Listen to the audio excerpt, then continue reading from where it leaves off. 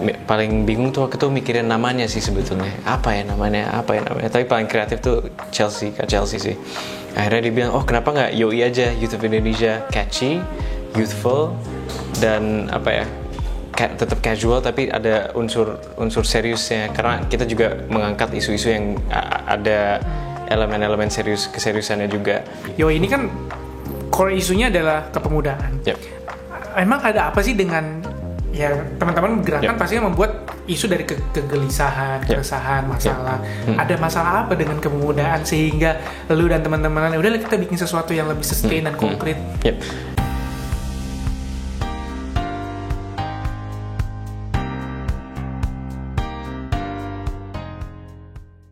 Youth of Indonesia, pemudanya Indonesia, Mas Adit.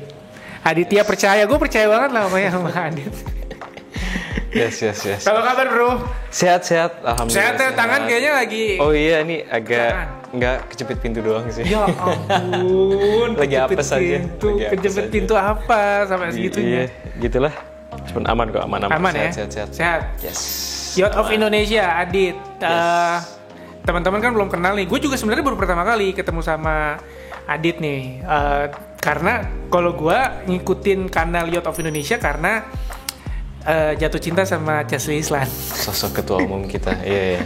Siapa yang gak suka sama Chelsea? Tapi dirimu di Youth of Indonesia jadi apa? Sebagai wakil ketua. Wakil atau ketua. Vice President. Betul. Tapi di luar sana punya pekerjaan lain. Punya kebetulan sekarang ini punya kantor hukum sendiri dan ada usaha sendiri juga sih. Kan sekarang kan istilahnya slash generation ya. Garis miring. Jadi lawyer / entrepreneur / youth activist. Jadi begitulah. Gokil lah. Gue denger aja udah stres. Gue ngurusin yayasan ini udah pusing. Dia ngurusin kepemudaan iya, entrepreneur juga iya, terus juga punya kantor hukum. Kantor hukum milik sendiri berarti. Betul. Berempat. Maksudnya ya kamu nggak kerja sama siapapun kan, maksudnya enggak. Punya sendiri. Alhamdulillah sendiri. Setuju. Tapi sebelum kita lebih lanjut seperti biasa, podcast di balik nama menghadirkan sebuah jus yang saya juga tidak tahu komposisinya. Jadi memang kita setiap podcast tamu tuh dikasih jus. Gitu. Oke, siap. Ini ada berapa komponen? 4. Ada 4 komponen, silakan ditebak. Gue juga nggak tahu masalahnya. Oke. Silakan. Tapi kalau dilihat dari warnanya udah pasti ini buah naga sih. 3 lagi nih PR-nya. Kok bener dapet apa nih? Sama ini belum ada yang bener ya? Aduh buinya. Sama ini belum ada yang bener kan? Bisikin bro. Oke. Nanas. Buah naga, nanas, apel, pisang. Nggak mungkin bisa pisang kuat soalnya flavornya dia. Jeruk. Buah naga, nanas, apel, udah bener kurang satu. Jeruk, bukan. Amin. Per. Amin. Kiwi. Wortel. Wortel? Oh my god. Serius ada wortelnya? Enak. Emang nggak enak banget, gue nggak tahu ada wortel. Padahal gue nggak suka jus wortel. Enak. Gula sih, emang murni gula semua. Oh iya. Ya, emang kita di sini nggak pernah pakai gula. Jadi murni blender sendiri kan di bawah. Blender sendiri di bawah. Nggak beli. Siap. Gitu loh. Karena pita kuning mendampingi anak-anak kanker, kita harus sehat juga. Iya, pasti nggak boleh ada yang ngerokok. Jangan. Oke, Youth of Indonesia. Yes. Pertanyaan dasar, apa itu Youth of Indonesia? Youth of Indonesia ini sebetulnya sebuah organisasi kepemudaan, bentuknya juga secara formilnya yayasannya. Nah, singkat cerita, gue lo nggak apa-apa kan ya? Nggak apa-apa, santai bro. Jadi co-foundersnya ada 3, ada gue, Chelsea sama Billy. Nah, si Billy ini kerja di pemerintah dan waktu itu sempat ada acara undangan untuk untuk upaya pemerintah mendapatkan aspirasi anak-anak muda. Nah, pada saat itu kayak 2016 gue masih di YCAB, Yayasan Cinta Anak Bangsa, di Youth Advisory Board-nya. dan gue diundang dalam kapasitas itu. Chelsea juga diundang dalam kapasitas dia sebagai seniman muda berkarya. Dan yang mengundang ini kebetulan senior di UGM dulu di Fakultas Hukum. Nah dari situ yang diangkat ya isu-isu yang lagi hangat waktu itu, katakanlah kayak pilkada serentak dan segala macam. Nah itu kan per isu ya, dan kita setelah itu langsung mikir tuh sebetulnya kenapa nggak kita bikin sebuah hal yang lebih sustainable, yang lebih berkelanjutan. Akhirnya kita ketemu lagi. Terus paling bingung tuh waktu itu mikirin namanya sih sebetulnya. Apa ya namanya. Tapi paling kreatif tuh Chelsea sih. Akhirnya dia bilang, oh kenapa nggak YOI aja, Youth of Indonesia, catchy, youthful, dan tetap casual tapi ada unsur seriusnya. Karena kita juga mengangkat isu-isu yang ada elemen-elemen keseriusannya juga.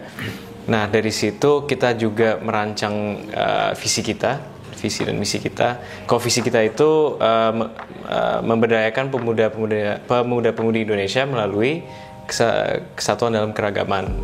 Dan ketiga pilar kita edukasi, pemberdayaan pemuda-pemudi, youth empowerment, sama nasionalisme gitu. Dan semua kegiatan kita seperti tadi yang gue sempat ngobrol itu cerminan daripada si ketiga pilar ini gitu. Berarti aktivitas konkretnya apa tuh? Aktivitas konkretnya sebetulnya, jadi kita sempat pada awalnya tuh ingin membuat sebuah benang merah. Oke, kita bikin acara ini, kita bikin acara ini. Cuman alhasil karena tiga pilar ini bisa dikatakan luas dan tidak luas, cuman kita memandangnya luas. Nah, acara kita dibagi dua sebetulnya. Ada yang online dan offline. Kalau offline tuh lebih ke seminar.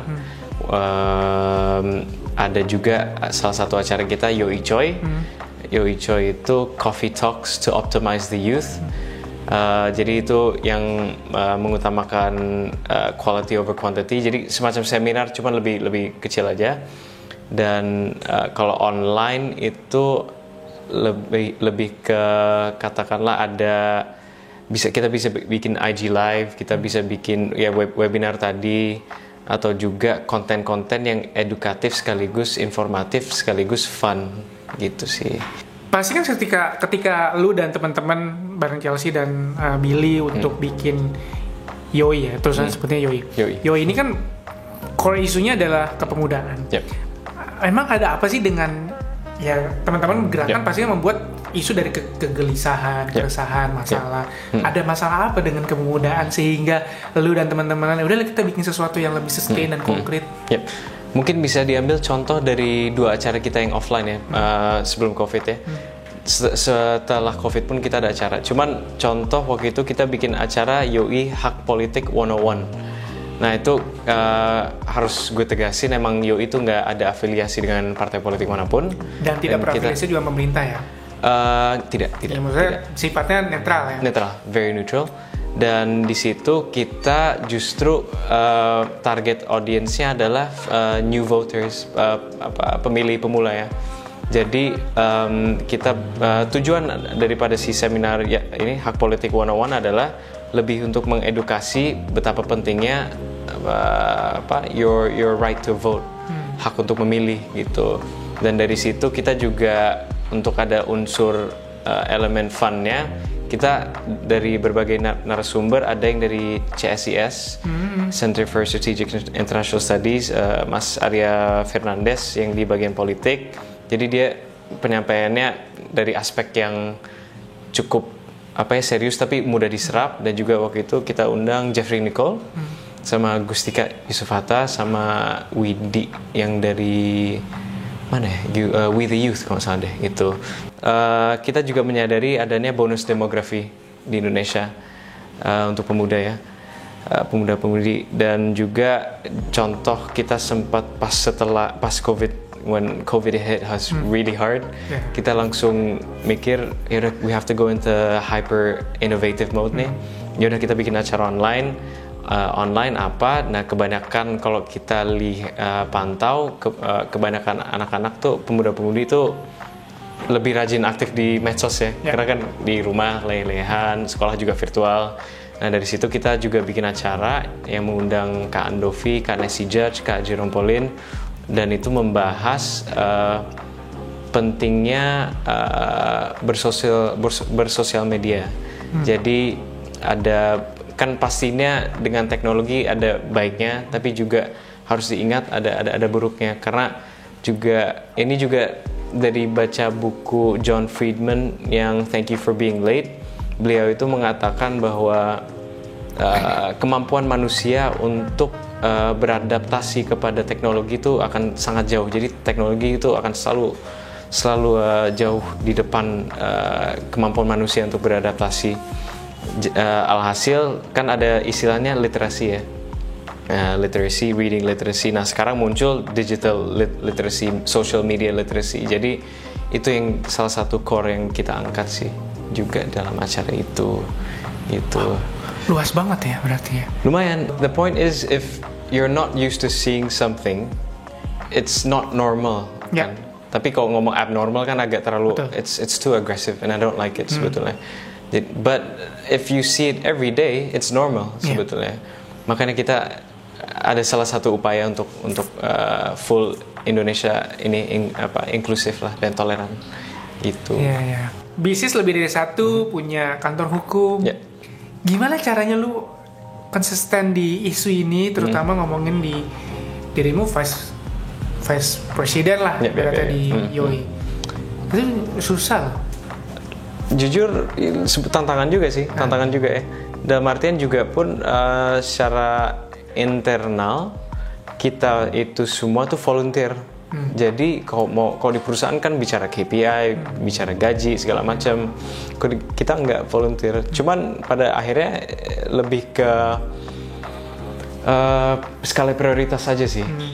Dan dengan seiringnya waktu juga terlihat siapa yang masih sevisi dan misi dengan kita. Kan ya wajar lah ya orang keluar masuk organisasi.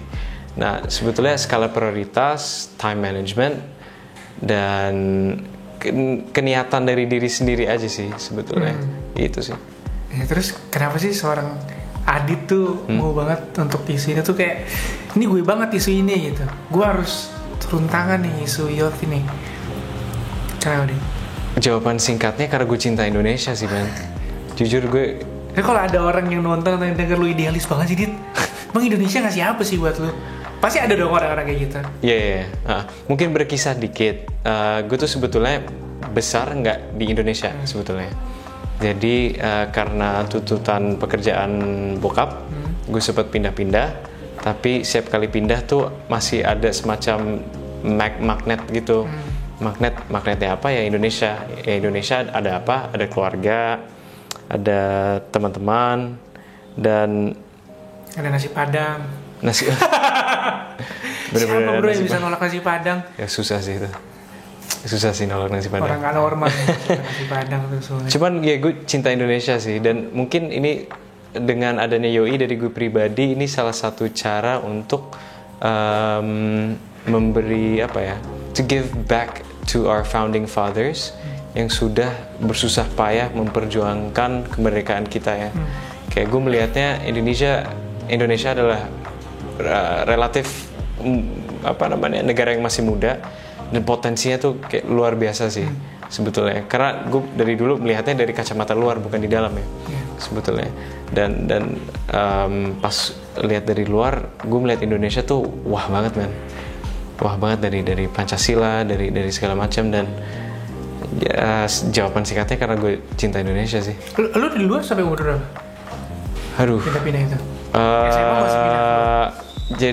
Jadi dari TK sampai SMA. Berarti memang besar di luar ya? Besar di luar. Dia kebanyakan apa? Eropa? Kebanyakan itu seperti Eropa sama Amerika. Selanjutnya memang ini semua ada di tangan anak-anak muda berapapun umur lu, dari mana pun generasi lu, Gen Z, milenial. Apa yang bisa kita lakukan selanjutnya nih bro? Di luar konteks mau bergabung atau tidak bergabung dengan YOI ya. Pokoknya apa yang sedang diperjuangkan sama YOI, apa yang bisa kita lakukan, apa yang bisa teman-teman dengar dan nonton ini lakukan? menurut gue pertama, you have to be kind dan jangan suka berasumsi. Karena gue juga punya prinsip dalam kehidupan bahwa gue tuh bukan orang yang ideal, gue bukan orang yang sempurna, nggak ada manusia yang sempurna sebetulnya. Cuman dengan segala kerendahan hati gue tuh ingin melakukan menjadi orang baik dan bercita-cita untuk melakukan hal-hal yang besar. Just be kind and the universe will pay back to you sebetulnya. Gitu sih. Wow. Empati. Just be kind. Yeah. Everyone has their own problems, man. Dan kita nggak bisa menilai buku dari covernya. Dan ya kalau misalkan orang itu jahat sama kita, belum tentu karena dia memang berniat jahat untuk ke kita. Ya pasti there's something inside him. Tapi ya the very least a person can do is be kind. Gitu aja. Wow. Kindness, menurut gue kindness will always be paid back with kindness juga sih. And I believe in karma juga. Jadi begitu. Oh. Yeah. So deep, bro. Lumayan.